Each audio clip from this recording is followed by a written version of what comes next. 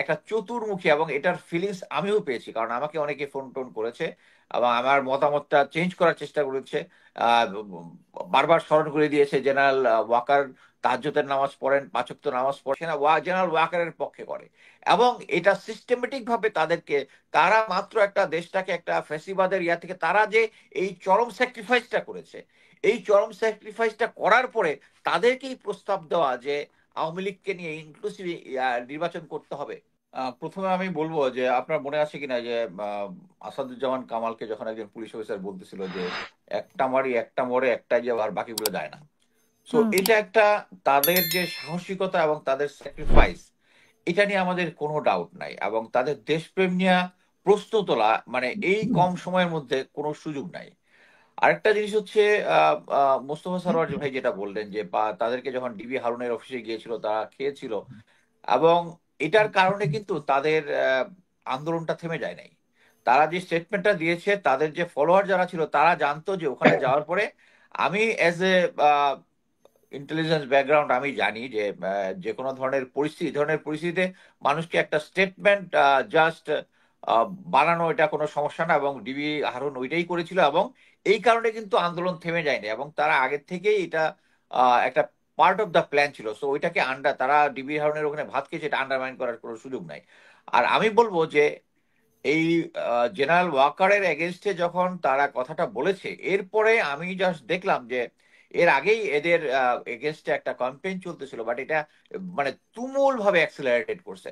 এবং আমি যেটা দেখেছি যে এর মধ্যে প্রথমেই যখন হয়েছিল যে আহ, দায়িত্ব থেকে অব্যাহতি নিয়েছে নাহিদ, নাহিদের এগেনস্টে যখন কথা, উপদেষ্টা নাহিদের প্রাক্তন উপদেষ্টা নাহিদের against এ যখন হয়েছে, নাহিদের কিন্তু তার পার্সোনাল, তার নামও তো এরকম হাজার হাজার লক্ষ কোটি টাকা নাকি সে দুর্নীতি করছে, তার অ্যাকাউন্ট কিন্তু চেক করে দেখা হয়েছে, সে নিজে কিন্তু এক্সপ্লেন করেছে যে তার এখানে 10,000 টাকার বেশি ছিল না। সো আমি মনে করি যে এখন যে জিনিসগুলো চলতেছে এগুলো হচ্ছে যে অ্যাকচুয়ালি আমরা সবাই জানি, মানে অ্যাটলিস্ট অন্য দুজন অস্বীকার করলে আমি জানি যে গোয়েন্দা সংস্থাগুলো চালাচ্ছে জেনারেল ওয়াকার, এবং তার এগেনস্টে হওয়ার পরে একটা চতুর্মুখী, এবং এটার ফিলিংস আমিও পেয়েছি, কারণ আমাকে অনেকে ফোন টোন করেছে এবং আমার মতামতটা চেঞ্জ করার চেষ্টা করেছে। আহ, বারবার স্মরণ করে দিয়েছে জেনারেল ওয়াকার তাহাজ্জুদের নামাজ পড়েন, পাঁচ ওয়াক্ত নামাজ পড়েন, উনি খুব কি বলে, উনি খুব ধার্মিক লোক। But at the same time আমরা শেখ হাসিনাকে জানতাম তাহাজ্জুদের নামাজ পড়ে। সো এই এই এই যে জিনিসটা আমরা চোখে দেখিনি ওইটা কোনো, বাট আমরা যেটা চোখে দেখেছি সেটা হচ্ছে যে চোখে দেখেছি উনি 3 তারিখের যে অফিসার অ্যাড্রেসে উনি বলেছিলেন যে ওদেরকে দুষ্কৃতাকারী বলেছিলেন, এবং সার্জিস এবং হাসনাতকে বলেছিলেন যে আওয়ামী লীগকে পুনর্বাসন করার জন্য, এত কিছুর পরেও। সো এইটাই হচ্ছে আমাদের সামনের ফ্যাক্ট। অতএব তাদের এগেনস্টে যে ক্যাম্পেইন গুলা হচ্ছে, এটা একটা সিস্টেমেটিক ওয়েতে ক্যাম্পেইন হচ্ছে, এবং আমি মনে করি যে নাহিদ যেভাবে তার অবস্থা ক্লিয়ার করেছে, বাকিরাও সুযোগ পেলে করতে পারবে। আমি মনে করি কিন্তু না যে আমরা তো এরকমও শুনি যে মাহফুজ আলম 5 কোটি টাকার নিচে ডিল করেন না।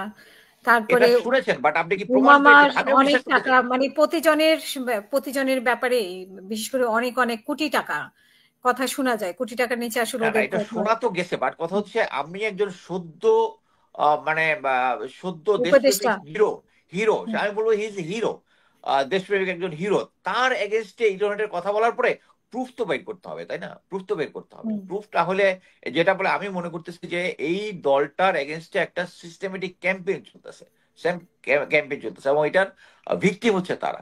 এখন কথা হচ্ছে আমি প্রথম থেকে আপনার তাহলে পত্রিকায় পত্রিকায় লিখছে যে বিএনপি চাঁদাবাজ, বিএনপি চাঁদাবাজির খবরে পত্রিকায় ভরা। তাহলে বিএনপি চাঁদাবাজ ওরা, ওদের কথা যেহেতু পত্রিকায় আসছে না, তাহলে ওদেরটা, মানে যাদেরটা পত্রিকায় আসবে না তাদেরটা আমরা বিশ্বাস করবো না।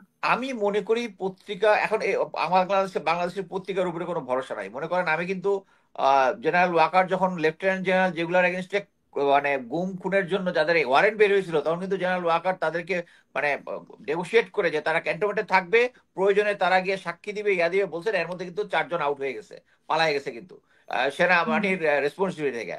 এটা এটা কিন্তু আমি বলার পরে কোন মেইন স্ট্রিম মিডিয়া কিন্তু আমাকে রেফারেন্স, আমাকে যদি বলতো যে আপনি গুজব ছড়াচ্ছেন, তাহলে না হইতো। পরবর্তীতে আমরা কি দেখলাম, লেফটেন্যান্ট জেনারেল সাইফুল আলমের বাসা থেকে 2.5 কোটি টাকার মতো পাওয়া গেল, কিন্তু একজন মুখ দিয়ে বললো না যে উনি পলাতক, বলে নাই কিন্তু। বাট কথা হচ্ছে মেইন স্ট্রিম মিডিয়াকে আমি আর ভরসা করি না। এবং আমি কয়েকদিন আগে মানবজমিনের মতি ভাইয়ের একটা স্টেটমেন্ট দেখেছিলাম যে আগে যেরকম কন্ট্রোল, এখনো যে কন্ট্রোল, কন্ট্রোল কারা করে? ডিজিএফআই এনএসআই করে। ডিজিএফআই এনএসআই কার পক্ষে করে? জেনারেল ওয়াকারের পক্ষে করে। এবং এটা সিস্টেমেটিক ভাবে তাদেরকে, তারা মাত্র একটা দেশটাকে একটা ফ্যাসিবাদের ইয়া থেকে তারা যে এই চরম স্যাক্রিফাইসটা করেছে, এই চরম স্যাক্রিফাইসটা করার পরে তাদেরকেই প্রস্তাব দেওয়া যে আওয়ামী লীগকে নিয়ে ইনক্লুসিভ নির্বাচন করতে হবে, এটা একটা অ্যাবসার্ড, এটা একটা অ্যাবসার্ড।